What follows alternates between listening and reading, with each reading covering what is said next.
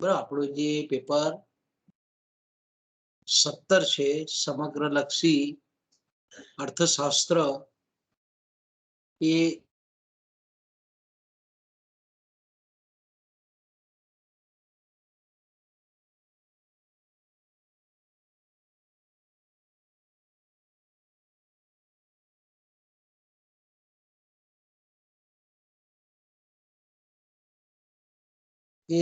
બીજા યુનિટમાં આપણે જે અભ્યાસ કરવાનો છે એ છે વ્યાપાર ચક્ર, જેને આપણે ટ્રેડ સાયકલ ઇંગ્લિશમાં કહેવું હોય તો કહીએ છીએ.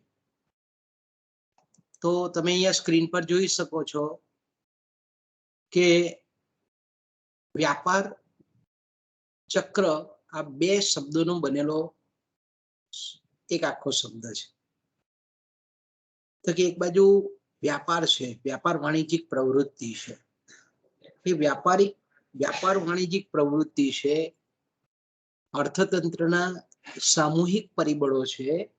એ સામૂહિક પરિબળો ચોક્કસ સમયના ગાળામાં એ ઉર્ધ્વગતિ પામે છે, ત્યાર પછી અમુક ચોક્કસ સમયગાળા પછી અમુક સમય પછી એ અધોગતિ પામે છે. તો આ રીતની જે ચક્રીય ઘટના છે તેને આપણે વ્યાપાર ચક્ર કહીએ છીએ. તો આપણે ખબર છે બાળકો કે કોઈ પણ અર્થતંત્રમાં એક ચોક્કસ સમયના ગાળા દરમિયાન જે આર્થિક પ્રવૃત્તિઓનો પ્રવાહ છે એ સતત એક સરખો રહેતો નથી. એમાં સતત આરો અવરો, ભરતી ઓટ, ઉથલ પાથલો આવ્યા કરે છે. એટલે કે આપણને કોઈક સમયગાળામાં એવું લાગે કે અર્થતંત્રની જે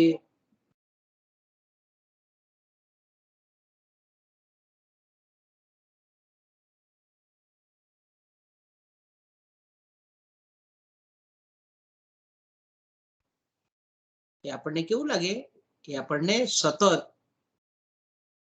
ઘણી વખત વિસ્તરતી જતી જોવા મળે. તો કોઈક તબક્કામાં આપણે જાણીએ છીએ તે પ્રમાણે કે બીજા કોઈક તબક્કામાં ઉત્પાદન, બચત, મૂડીરોકાણ, આવક, રોજગારી, અસરકારક માંગ, ખર્ચ, વપરાશ આ બધી પ્રવૃત્તિઓમાં ઓટ પણ આવતી હોય, ઘટાડો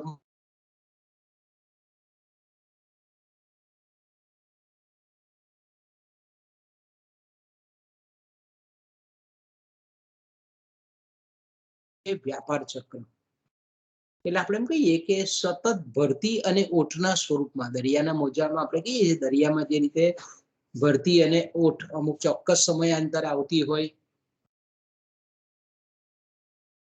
પૂનમે ભરતી આવતી હોય, અમાસે દાખલા તરીકે ઓટ આવતી હોય, એ જ રીતે અર્થતંત્રમાં અમુક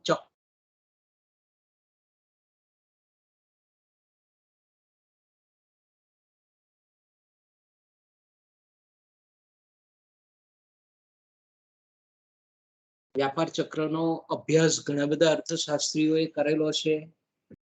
ખબર છે તે પ્રમાણે વિક્સેલ છે, ક્લાર્ક છે, જેવલ્સ છે, જગલર છે, શુમ્પીટર છે, હોબ્સન છે, સ્વાઇથોપ છે, કેઇન્સ છે, હિક્સ છે, સેમ્યુલસન છે, એસટી છે, ટિમ્બરજન છે, પ્રિસ્ક છે. આવા બધા ઘણા બધા અર્થશાસ્ત્રીઓએ વ્યાપાર ચક્ર વિશે ઘણું બધું સંશોધન કરેલું છે.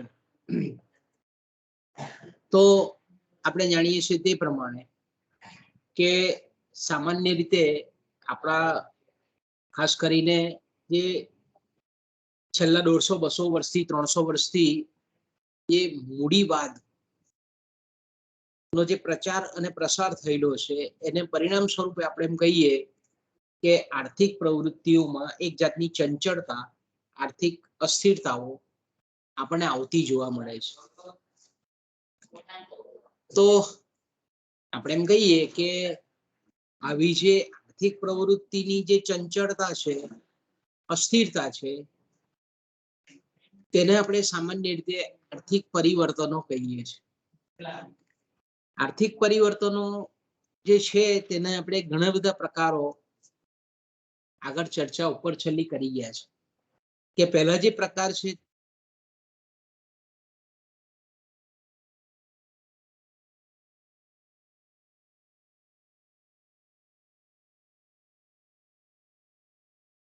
એમ કહીએ કે અમુક વસ્તુની માંગ, અમુક વસ્તુના ભાવ, અમુક વસ્તુના ઉત્પાદનમાં મૂડીરોકાણ, અમુક વસ્તુ પાછળનો ખર્ચ, આ બધામાં વધારો થાય અને જેવી ઋતુ બદલાય એટલે એ વસ્તુઓનું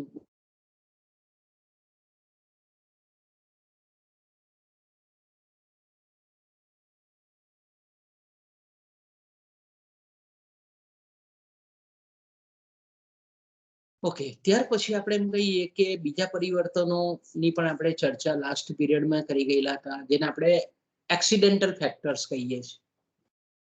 આકસ્મિક પરિવર્તનો અથવા તો એને આપણે કહીએ છીએ અનિયમિત પરિવર્તન, કે ઘણી વખત આકસ્મિક રીતે આપણે એમ કહીએ કે અર્થતંત્રમાં આવા પરિવર્તનો ઊભા થાય છે. કે દાખલા તરીકે આપણે માર્ચ 19માં આપણને ખબર છે કે કોઈને ખબર નહીં હતી કે આ રીતે કોરોનાની મહામારી આખા વિશ્વમાં પ્રસરશે. તો આપણે એમ કહીએ કે આ કેવું પરિવર્તન છે? એકદમ આકસ્મિક પરિવર્તન, આકસ્મિક પરિબળ. ઓચિંતાનો ધરતીકંપ આવી જાય, અતિવૃષ્ટિ થઈ જાય, દુષ્કાળ આવી જાય. તો આવા જે આપણે એમ કહીએ કે ઘણી વખત, હવે આ તો કુદરતી પરિબળો છે, ઘણી વખત આપણે એમ કહીએ કે અત્યારે યુક્રેન અને રશિયાની જે પરિસ્થિતિ છે કે આકસ્મિક યુદ્ધની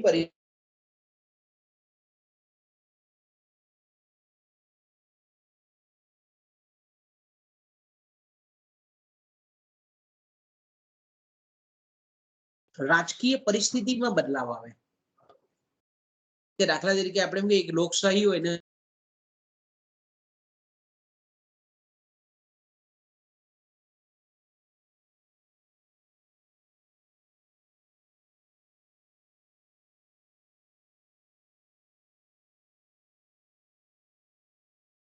આપણે એમ કહીએ કે જે આર્થિક પરિબળો છે, આર્થિક સામૂહિક આર્થિક પરિબળો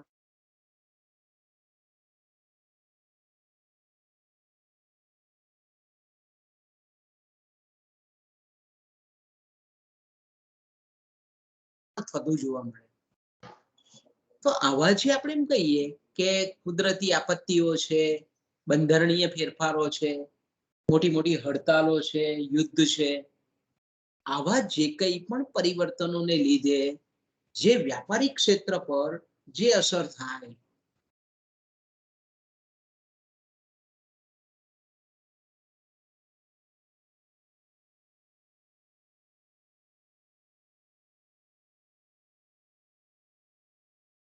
ત્રીજા જે પરિવર્તનો છે બાળકો, આપણે જાણીએ છીએ તે પ્રમાણે કે ત્રીજા જે પરિવર્તનો છે તેને આપણે ચક્રીય પરિવર્તનો કહીએ છીએ.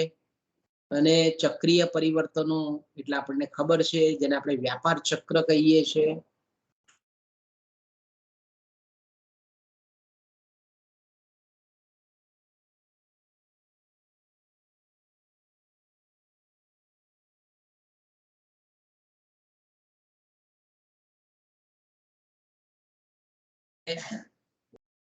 આપણે કહીએ કે કોઈક મોજું ઊંચું હોય, કોઈક નીચું હોય, પણ હવે ખરા તો આવા જે અર્થતંત્રમાં જે પરિવર્તનો થતા હોય તેને આપણે તેજી અને મંદી કહી શકીએ છીએ. અને આવા જે પરિવર્તનો છે તેજી અને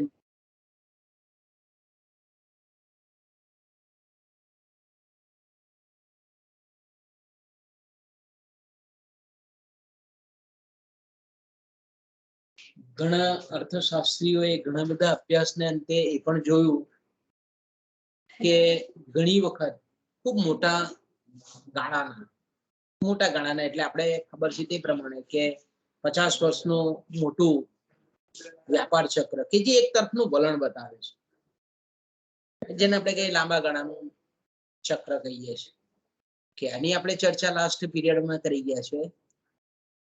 ત્યાર પછી આપણે થોડીક ચર્ચા વ્યાપાર ચક્રની વ્યાખ્યાઓ વિશે પણ આપણે ચર્ચા કરી ગયેલા છે. પછી આપણે જે ચર્ચા કરતા કરતા અટકેલા હતા તે એ છે વ્યાપાર ચક્રના લક્ષણો.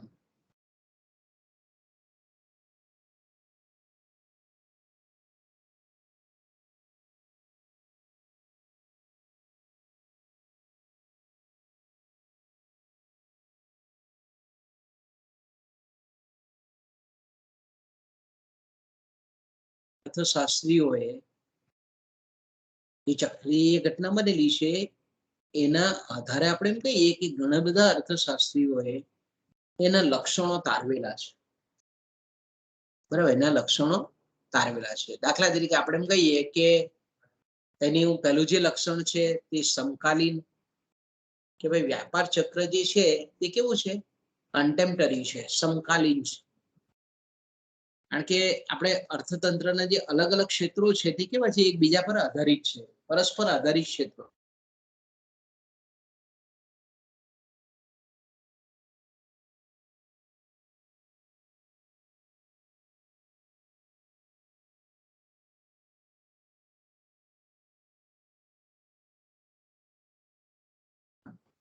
જો આપણે એમ કહીએ કે જો તેજી શરૂ થાય તો અર્થતંત્રના જે અન્ય ક્ષેત્રો છે, અન્ય ઉદ્યોગો છે, અન્ય તંત્રો છે એના પર પણ સમાન અસર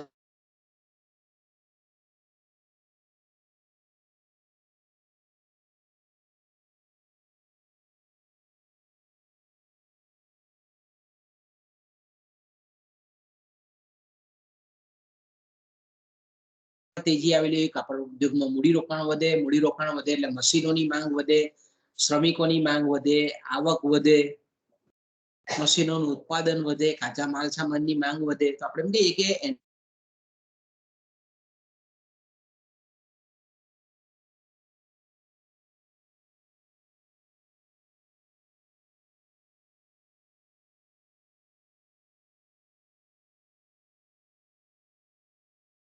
ઉદ્યોગોમાં પણ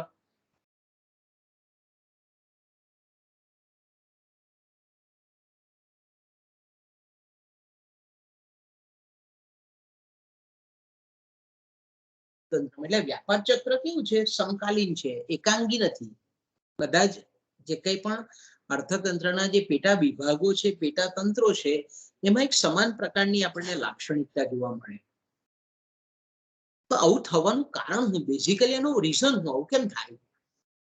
તો એનું કારણ જે છે તે સાયકોલોજીકલ છે. સાયકોલોજીકલ એટલે હું તો કે દાખલા તરીકે કોઈક એક ઉદ્યોગમાં કે કોઈક એક વ્યાપાર વાણિજ્યના ક્ષેત્રમાં જો તેજી આવેલી હોય કે મંદી હોય, ધારો કે આપણે બંને રીતની આપણે ચર્ચા કરી શકીએ.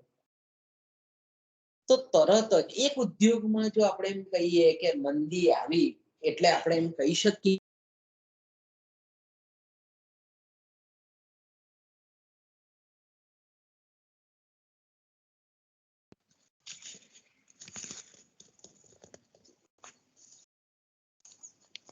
સર બરાબર અવાજ નહીં આવતો. ઉદ્યોગના જે આપણે એમ કહીએ કે સાહસિકો છે તેવું વિચારે કે ભાઈ આ ઓટોમોબાઈલમાં મંદી આવી છે એટલે આપણા ઉદ્યોગોમાં પણ ધીરે ધીરે મંદી આવવાની, એટલે સાવચેત થઈ જાય. એ લોકો જે આપણે એમ કહીએ કે મંદી એટલે આપણને ખબર છે કે અસરકારક માંગનો અભાવ. તો માંગનો અભાવ થવાનો છે આવું આગળથી અગત્યથી વાપરી અને એ લોકો શું કરે? જો મૂડીરોકાણનું વિસ્તરણ કરવાના માંગતા હોય તો એને અટકાવી દે, નવો પ્લાન્ટ સ્થાપવાનો હોય તો એને સ્થગિત કરી દે. નવા રોજગારીના સાધનો ઊભા કરવાના હોય અથવા તો રોજગારી આપવાના હોય તો તેને અટકાવી દે. કેમ? કારણ કે અત્યારે બજારમાં એ મંદી છે એટલા માટે. એટલે અત્યારે બીજા તંત્રમાં મંદી છે, બીજા ઉદ્યોગમાં મંદી છે. એટલે આગામી સમયગાળો એવો આવશે કે આપણા ઉદ્યોગમાં પણ મંદી આવશે. એટલે અન્ય જે તંત્રો કે ઉદ્યોગો છે એના જે એન્ટરપ્રિન્યોર્સ છે એકદમ એક્ટિવ થઈ જાય. એટલે પોતાના ઉદ્યોગ કે વ્યાપાર ક્ષેત્રમાં પણ આવા જ વલણો આકાર લેશે એવું અગાઉથી ધારણા કરી લે અને એને સંલગ્ન પગલાઓ ભરવાનું શરૂ કરી દે. જો મંદી હોય તો અન્ય ઉદ્યોગોમાં પણ મંદીજન્ય અસરો જોવા મળે. જો તેજી હોય તો એનાથી ઉલટું પણ જોવા મળે કે ભાઈ કોઈ ઉદ્યોગમાં તેજી હોય તો અન્ય ઉદ્યોગના સાહસિકો એવું વિચારે કે ચાલ ભાઈ આ ઉદ્યોગમાં તેજી છે તો આપણા ઉદ્યોગમાં પણ તેજી આવશે. એટલે લોકો મૂડીરોકાણ વધારે, બજારમાંથી ઓછીની મૂડી લાવે, બજારમાંથી મૂડી ઊભી કરે, નવા પ્લાન્ટ બનાવે, નવા મૂડી સાધનો રાખે, મશીનો વસાવે અને આપણે એમ કહીએ કે રોજગારી વધે, આવક વધે, માથાદીઠ આવક વધે, ખર્ચ વધે. આપણે એમ કહીએ કે આ રીતનું તેજીનું ચક્ર આપણને જોવા મળે. બીજું લક્ષણ છે કાયમીપણું, નિરંતરતા. કે ભાઈ વ્યાપાર ચક્રીય જે ઘટના છે તે ક્રમબદ્ધ રીતે ચાલતી હોય છે અને ઘણી વખત આપણે એમ કહીએ કે અર્થતંત્રમાં જે અલગ અલગ ચક્રો છે એ ચક્રો સાથે એકબીજાની સાથે સતત આપણે એમ કહીએ કે કાર્યશીલ જોવા મળે છે. ભલે આપણે એમ કહીએ કે અલગ અલગ ક્ષેત્રના અલગ અલગ તંત્રો છે તે અલગ અલગ રીતે કામ કરે પણ એમાં આપણને સામ્યતા બહુ જોવા મળે. કેટલીક વખત આપણે એમ કહીએ કે અર્થતંત્ર તેજીના પરિબળોથી ઘેરાયેલું હોય તો કેટલીક વખત આપણે એમ કહીએ કે તેજીના પરિબળો ક્રમશઃ એ કેવા થતા જાય, નબળા થતા જાય અને અર્થતંત્રને મંદીની સ્થિતિમાં ઘસડી જતા હોય છે. એટલે આપણે એમ કહીએ કે તેજી પછી મંદી, મંદી પછી આ રીતે તેજી, એવી ચક્રીય ઘટનાઓ ક્રમશઃ એ ચાલ્યા કરતી હોય છે.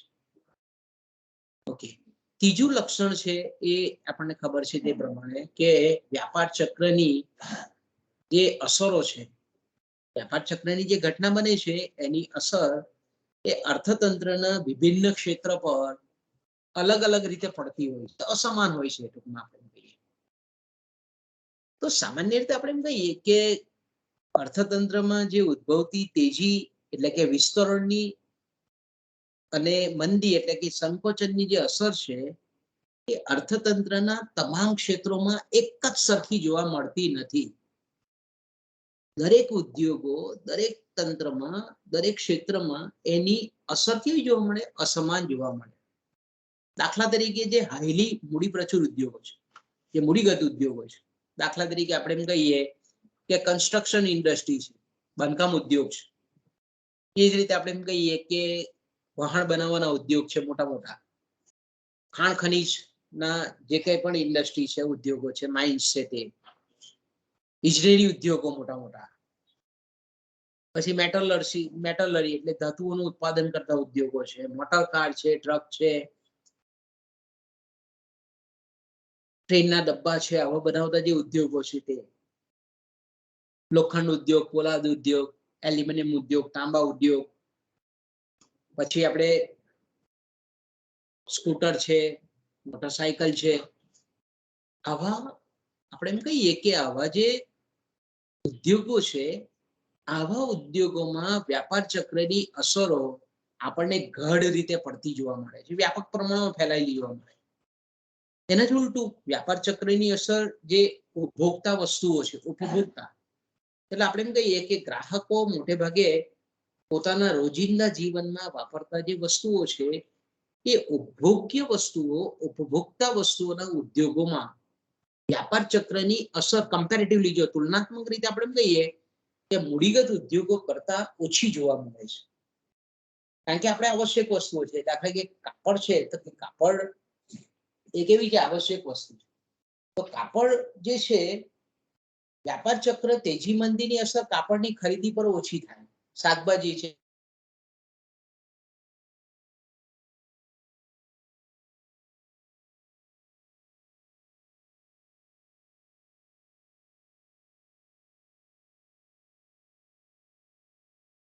ત્યાર પછી આપણે જોઈએ ચોથું લક્ષણ, સર્વવ્યાપકતા. એટલે કે વ્યાપાર ચક્રો કેવા છે? તો કે વ્યાપાર ચક્ર આપણે એમ કહીએ કે આંતરરાષ્ટ્રીય સ્વરૂપ ધરાવે છે.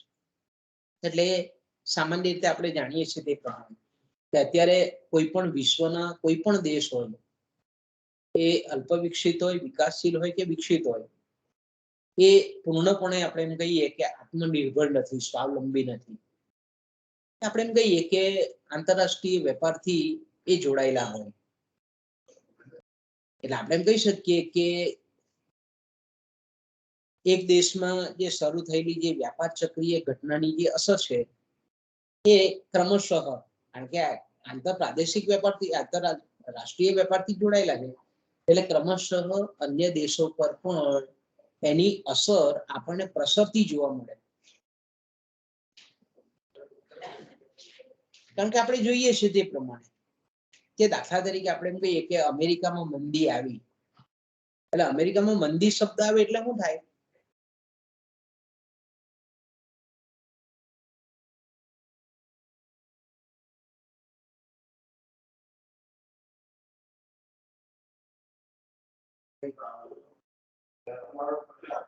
લોકોનો ખર્ચ ઘટેલો હોય. તો તેવા સંજોગોમાં આપણે એમ કહીએ કે અમેરિકામાં ધારો કે ભારતની ઘણી બધી નિકાસ થતી હોય વસ્તુઓની, તો ત્યાં જો આપણે એમ કહીએ કે એ દેશમાં જો માંગ ઘટેલી હોય, તો એની અસર ભારતની નિકાસ પર થાય, કારણ કે ભારત અને અમેરિકા એ વ્યાપારિક સંબંધો ધરાવે છે. તો ત્યાં જો મંદી હોય વિદેશમાં અને ભારત દાખલા કે સ્થાનિક દેશમાં આપણે એમ કહીએ કે વ્યાપારિક સંબંધ એ દેશ સાથે ધરાવતો હોય, તો નિકાસની માંગ ઘટે, નિકાસ ઘટે. નિકાસ ઘટે એટલે નિકાસી ઉદ્યોગમાં મૂડીરોકાણ ઘટે, રોજગારી ઘટે, આવક ઘટે. એ રીતે આપણે એમ કહીએ કે નિકાસ કરતા ઉદ્યોગોમાં પણ મંદી આવે. એટલે નિકાસ કરતા ઉદ્યોગોમાં મંદી આવે એટલે એનો મતલબ એવો થાય કે એની સાથે સંલગ્ન સંકળાયેલા જે કંઈ પણ ઉદ્યોગો છે, એમાં પણ એક જાતનો મંદીનો વેવ આવે.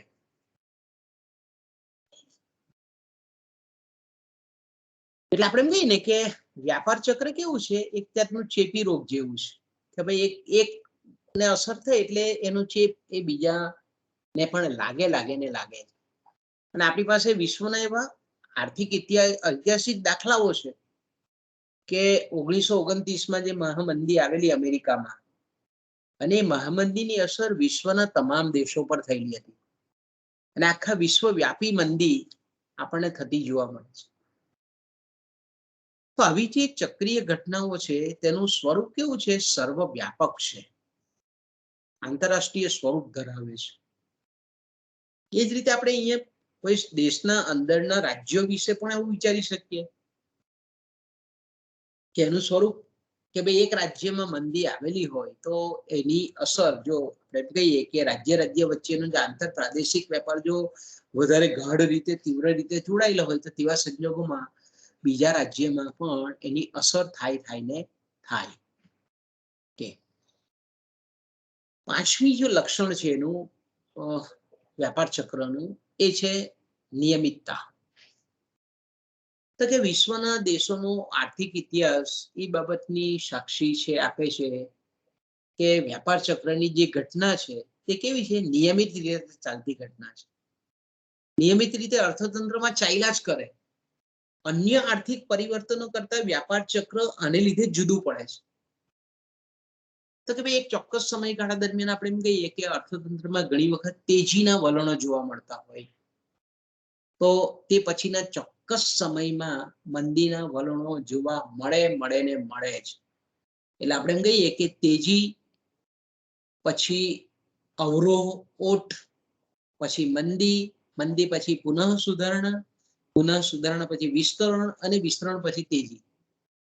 ટૂંકમાં આપણે એની શોર્ટ કહેવું હોય તો તેજી પછી મંદીનો સમય અને મંદી પછી તેજીનો સમય નિયમિત રીતે આવતો જોવા મળે છે. એટલે આપણને ખબર છે, આગળ પણ એક વ્યાખ્યામાં આપણે જોઈ ગયેલા હતા કે વ્યાપાર ચક્ર એક એવી ઘટના છે કે જેમાં અર્થતંત્રનો વૈભવ અને જે વિલાસનો તબક્કો છે, ત્યાર પછી મંદી આવવી એ આવશ્યક છે. એટલે આપણે એમ કહી શકીએ કે દરેક અર્થતંત્રમાં મોટાભાગના અર્થતંત્ર એટલે કે જે ખાસ કરીને મૂડીગત ઉદ્યોગો, ઔદ્યોગિક ક્ષેત્ર, વ્યાપારિક ક્ષેત્ર જે વધારે છે તીવ્રતાએ, એ વ્યાપારિક ક્ષેત્ર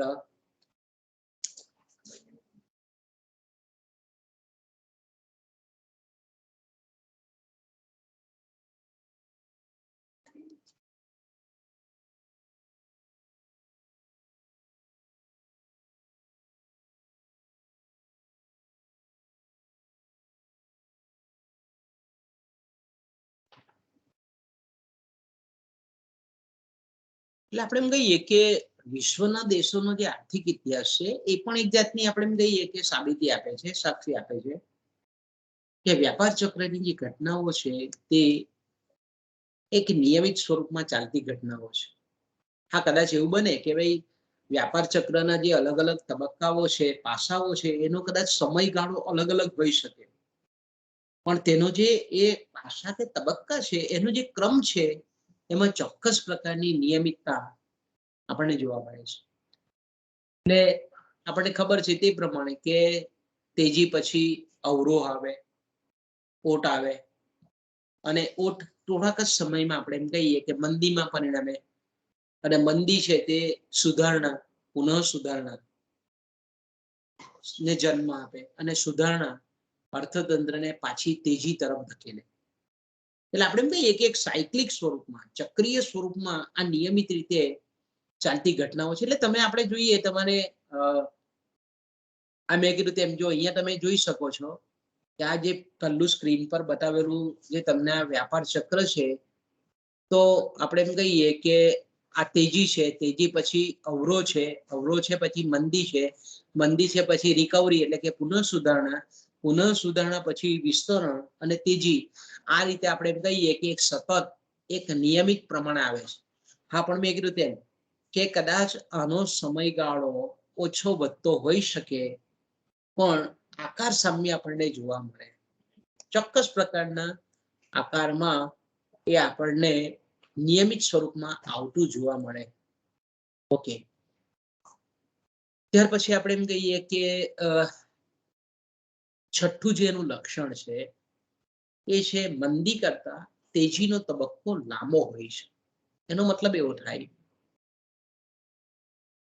કે સામાન્ય રીતે મંદીના તબક્કાએ જેટલો સમય લીધો હશે તેના કરતા તેજીનો તબક્કો લગભગ બમણો હશે. એટલે આનો મતલબ, આનું ઇન્ટરપ્રિટેશન એવું થાય, એનું અર્થઘટન આપણે જો કરવું હોય તો એ રીતે કહી શકીએ કે અર્થતંત્ર જ્યારે તેજીમય હોય, એટલે ક્રાઉથર ખૂબ સરસ રીતે કહે છે કે ભાઈ અર્થતંત્ર જ્યારે આપણે એમ કહીએ કે તેજીમય અવસ્થામાં હોય, ત્યારે તેજીમાંથી મંદી આવવામાં આપણે એમ કહીએ કે ધારો કે 2 વર્ષ થતા હોય, 2 થી 3 વર્ષ વધારે વધારે. જ્યારે આપણે એમ કહીએ કે મંદીમાંથી અર્થતંત્રને તેજી તરફનું જે પ્રયાણ છે, તેજી મંદીમાંથી તેજી તરફનું જે પ્રયાણ છે, જેને આપણે પૂર્ણ સુધારણા કહીએ છીએ, એ પુનઃ સુધારણાનો ગાળો એ 5 વર્ષ કે તેના કરતા વધારે સમયનો હોઈ શકે.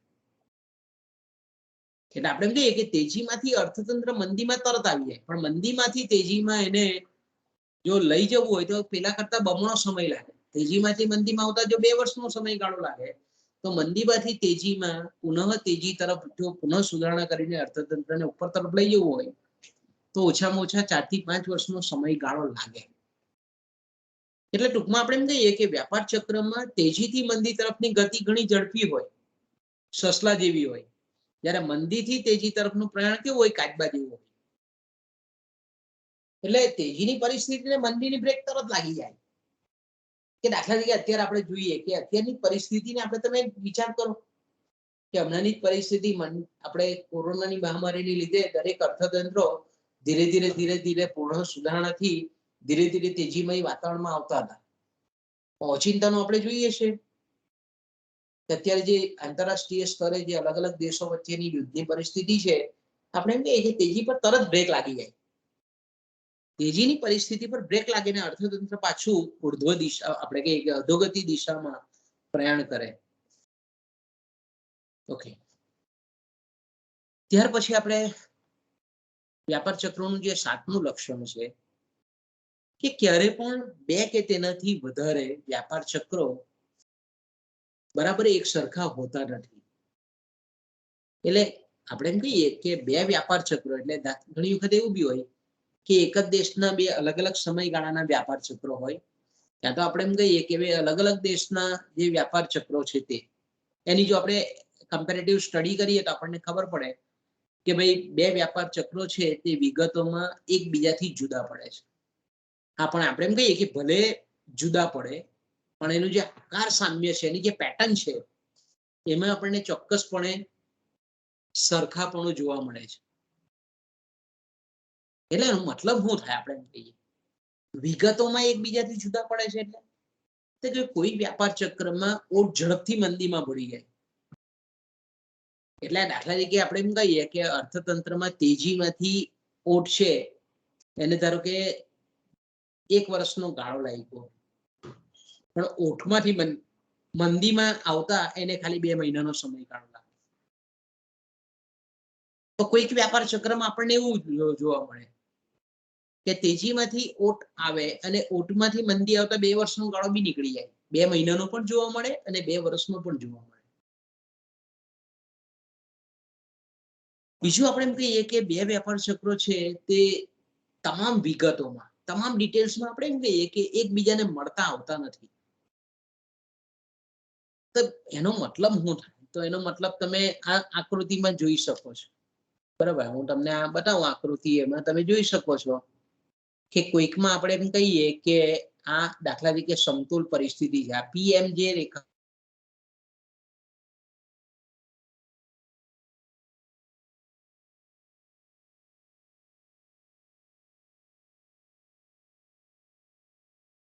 કે સમયગાળો 1 વર્ષનો હોય, તો અહીંયાથી આપણે એમ કહીએ કે રિકવરીનો સમયગાળો એક વ્યાપાર ચક્રની વાત કરીએ છીએ. તો આને જેને આપણે લોઅર ટર્નિંગ પોઈન્ટ કહીએ છીએ, એને નીચલું વળાંક બિંદુ કહેવામાં આવે. ગુજરાતીમાં જો કેવું હોય તો નીચલું વળાંક બિંદુ કહીએ. તો લોઅર ટર્નિંગ પોઈન્ટ, જેને આપણે ટોકમાં LTP કહીએ છીએ, લોઅર ટર્નિંગ પોઈન્ટ થી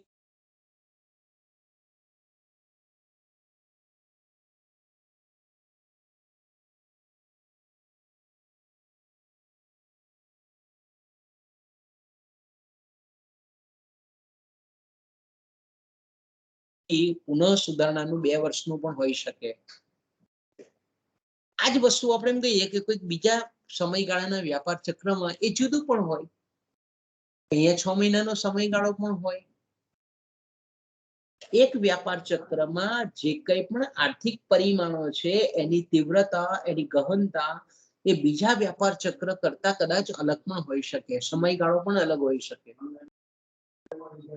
ઓકે, તો આપણે એમ કહી શકીએ કે આગળ જઈએ આપણે એના લક્ષણમાં, 7મા લક્ષણની પાછી આપણે સ્ક્રીન કાઢીએ તો અહીંયા આપણને ખબર છે તે પ્રમાણે કે બે વ્યાપાર ચક્રો બરાબર એક સરખા હોતા નથી. કોઈક સમય આપણે કીધું કે સમયગાળામાં ફેરફાર હોય, બરાબર તમામ બાબતોમાં એક સરખા નથી, તમામ વિગતોમાં એકબીજાને મળતા નથી. છતાં પણ આપણે એમ કહીએ તે બંનેમાં કંઈક લાક્ષણિકતા એક સમાન જોવા મળે. એટલે ક્રાઉથર ખૂબ સરસ કહે છે કે વ્યાપાર ચક્ર જે છે તે એક જ કુટુંબની વ્યક્તિઓની જેમ સરખાપણું ધરાવે છે. તો એણે ખૂબ સરસ મજાનું એક ઉદાહરણ આપીને એક સરસ સમજૂતી આપેલી છે કે વ્યાપાર ચક્ર કેવા છે તો કે ભાઈ એક કુટુંબની જે બે વ્યક્તિઓ છે એ કુટુંબની બે વ્યક્તિઓમાં જેમ સરખાપણું આપણને જોવા મળે, અમુક લાક્ષણિકતામાં સમાનતા જોવા મળે, એવું છે. પીગુ એવું કહે છે કે વ્યાપાર ચક્ર એ જોડિયા બાળકો જેવું નથી, પણ એક જ કુટુંબના, એક જ ફેમિલીના મેમ્બર્સ છે એ રીતનું છે. એક જ કુટુંબની વ્યક્તિઓની જેમ તેમના લક્ષણોનું વર્ણન કરી શકાય. તો અહીંયા પણ પીગુ શું સમજાવે છે કે જોડિયા બાળકો એટલે કેવા છે કે એમાં મોટાભાગની લાક્ષણિકતા એક સમાન હોય. તો વ્યાપાર ચક્ર એવું નથી. વ્યાપાર ચક્ર એક જ કુટુંબના છે, કુટુંબના વ્યક્તિઓના જેવા છે. એટલે કાકા દાદાનું જે કુટુંબ હોય તેમાં આપણે જોઈએ કે કાકા દાદાના ભાઈઓ છે તેમાં આપણને ભાઈઓ કે બહેનોમાં લાક્ષણિકતા આપણને સમાન જોવા મળે. જોડિયા બાળકમાં જેટલી સમાનતા જોવા મળે એટલી કદાચ કુટુંબના સભ્યોમાં, કુટુંબના જે કાકા દાદાનું જે કુટુંબ છે એમાં કદાચ એક સરખી સમાનતા ઓછી જોવા મળે. કદાચ બોલી સરખી હોય, એનો આકાર દેખાય સરખો હોય, પણ જોડિયા બાળકોમાં જેટલી આપણને સમાનતા જોવા મળે એટલી સમાનતા આપણને એક જ કુટુંબની અલગ અલગ વ્યક્તિઓ વચ્ચે જોવા મળતી નથી, તુલનાત્મક રીતે. તો અહીંયા આપણને એવું કહે છે કે વ્યાપાર ચક્ર જોડિયા બાળકો જેવું નથી, પણ એક જ કુટુંબના વ્યક્તિઓની જેમ એના લક્ષણોનું વર્ણન કરી શકાય. ઓકે, પછી 8મું જે લક્ષણ છે કે અમેરિકન ઇકોનોમિક એસોસિએશન જે છે એમણે વ્યાપાર ચક્રની કેટલીક વિશિષ્ટતાઓ દર્શાવેલી છે.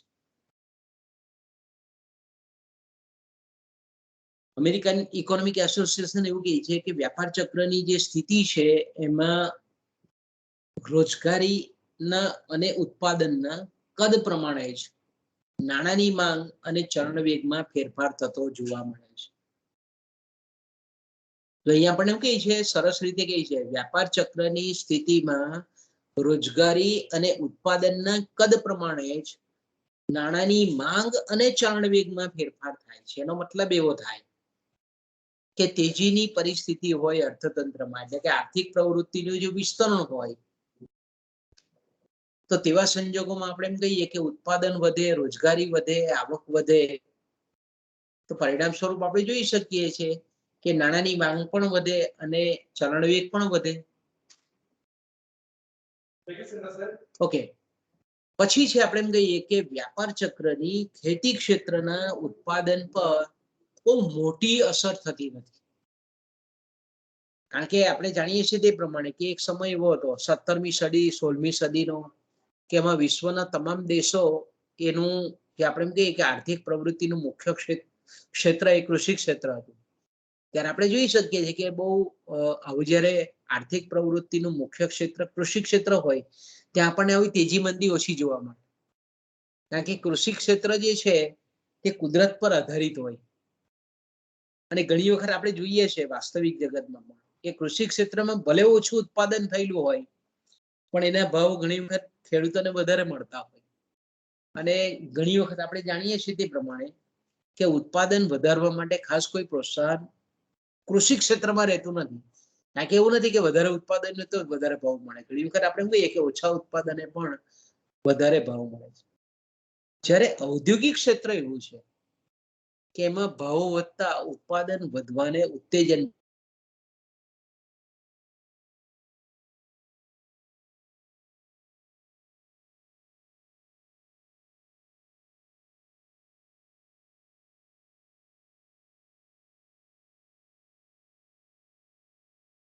શકીએ છીએ કે ડેનમાર્ક છે, સ્વિટ્ઝરલેન્ડ છે, ન્યુઝીલેન્ડ છે, આ બધા દેશો છે કે જે મોટે ભાગે કૃષિ આધારિત છે. બર્મા છે, ઇવન આપણે એમ કહીએ કે આવા બધામાં મુખ્ય આર્થિક પ્રવૃત્તિનું ક્ષેત્ર કયું છે કે કૃષિ ક્ષેત્ર છે. તો ત્યાં આપણને આવી તેજી મંદીની ઘટના ઓછી જોવા મળે છે. પણ જ્યાં ઔદ્યોગિક ક્ષેત્ર અને વ્યાપાર વાણિજ્ય ક્ષેત્રનું વિશિષ્ટીકરણ થયેલું હોય એવા જે દેશો છે એમાં વ્યાપાર ચક્રની અસર એ વધારે થતી જોવા મળે છે. ઓકે, ત્યાર પછી આપણે જોઈએ તો વ્યાપાર ચક્રમાં અન્ય પ્રકારની આવક કરતા નફાની આવકમાં વધુ પ્રમાણમાં ફેરફાર થાય છે. એટલે વ્યાપાર ચક્રમાં આપણે ખાસ કરીએ કે જ્યારે નફા સ્વરૂપની આવક, કે ભાઈ જો તેજી હોય તો તેજી આપણે જાણીએ છીએ કે અસરકારક માંગ વધતી હોય, મૂડીરોકાણ વધતું હોય, ઉત્પાદન વધતું હોય, પેઢીઓના કંપનીઓના નફામાં વધારો થતો હોય. કારણ કે તેજી હોય, વેચાણ વધતું હોય, કિંમતો ઉત્તરોત્તર વધતી હોય, ભાવ સપાટી ઉપર તરફ જતી હોય, તો તેવા સંજોગોમાં નફાનું પ્રમાણ પણ વધતું હોય છે. એનાથી ઉલટું કે મંદી હોય તો આપણે જાણીએ છીએ કે ઉત્પાદન ઘટે, આવક ઘટે, મૂડીરોકાણ ઘટે અને નફો પણ ઘટે. એટલે વ્યાપાર ચક્રની અગત્યની લાક્ષણિકતા છે કે વ્યાપાર ચક્રમાં નફાની આવક છે તેમાં આપણને ડ્રાસ્ટિકલી ચેન્જ જોવા મળે. ઓકે, પછી એનું 11મું લક્ષણ છે કે વ્યાપાર ચક્રમાં જે કંઈ પણ આવતા તેજી મંદીના જે પલટાઓ છે તે કેવા છે, સ્વયં વિકસિત છે. એટલે ઓટોનોમસ છે આપણે એમ કહીએ કે એક વખત અર્થતંત્રમાં તેજી શરૂ થાય એટલે ઉત્તરોત્તર આપણને વધતી જતી જાય. એટલે પહેલું સ્લોગન આપણે મૂકેલું હતું કે વ્યાપાર ચક્રમાં શરૂઆત એ કાચબાની ગતિથી હોય, પછી ધીરે ધીરે સસલાની ગતિ ધારણ કરે. તો આપણે એમ કહીએ કે અર્થતંત્રમાં એક વખત તેજીની શરૂઆત થાય પછી એ ઉત્તરોત્તર વધતી જ જાય. ઘણી વખત આપણે જોઈએ કે અર્થતંત્રમાં સહેજ ભાવ વધારાની પ્રક્રિયા ધીરે ધીરે શરૂ થાય તો જોત જોતામાં તેજીની પરિસ્થિતિમાં ભાવોમાં વધારો એ ઘોડા ભેગી થઈ જાય. એ જ રીતે આપણે એમ કહીએ કે ઘણી વખત અર્થતંત્રમાં જો ભાવ ઘટાડો થાય અને થોડાક સમય પછી આપણે જોઈએ તો અર્થતંત્રમાં આપણને સતત મંદાવરો એટલે કે મંદીની પરિસ્થિતિ આકાર લેતી જોવા મળે. એટલે સામાન્ય રીતે વ્યાપાર ચક્રીય ઘટનાની એક લાક્ષણિકતા કઈ છે કે તેજી કે મંદી, તેજી અથવા મંદી સમય જતા વધારે વધારે ઉગ્ર બનતી જાય. તેજી તરફ એક વખત આગળ વધતું જે અર્થતંત્ર છે તે સતત તેજી તરફ આગળ વધતું હોય ને મંદીમાં આપણે એમ કહીએ કે અર્થતંત્ર નીચે તરફની ગતિ કરતું હોય. તો આપણને એક સમય એવો આવે કે એટલું બધું અર્થતંત્ર આમ ડૂબતું જતું હોય એવું જોયું. અને ખાસ કરીને ઘણી વખત આપણને એવું જોયું કે અર્થતંત્ર આખું કોલેપ્સ થઈ ગયા, ભાંગી પડે. પણ જ્યારે ચક્રીય આ રીતની વ્યાપાર ચક્રીય ઘટના બનતી હોય છે ત્યારે આપણને ખબર છે તે પ્રમાણે એની આગળની વ્યાખ્યા આપણે જોઈ ગયેલા છે કે અર્થતંત્રમાં જે પરિબળો તેજીમાંથી મંદી તરફ અર્થતંત્રને લાવે છે એ જ પરિબળો અર્થતંત્રને ઉલટી દિશામાં પણ લઈ જાય છે. એટલે કે તેજીમાંથી મંદી લાવતા જે કારણો અને પરિણામો છે, પરિબળો છે, એ જ પરિબળો મંદીમાંથી અર્થતંત્રને તેજી તરફ પણ લાવવામાં લઈ જાય છે. એટલે અર્થતંત્રમાં તેજી તરફથી મંદી આવે જ પણ મંદીમાંથી પાછી સુધારણા આવે ને આવે છે. ઓકે બાળકો, અહીંયાથી અટકીએ આપણે કારણ કે સુપરવિઝન છે એટલે મારે જરાક બંધ કરવું પડશે અહીંયા બાળકો. તો પછી આપણે નેક્સ્ટ પીરિયડમાં થોડો વધારે સમય આપીશું. અત્યારે અહીંયા આપણે વિરામ લઈએ.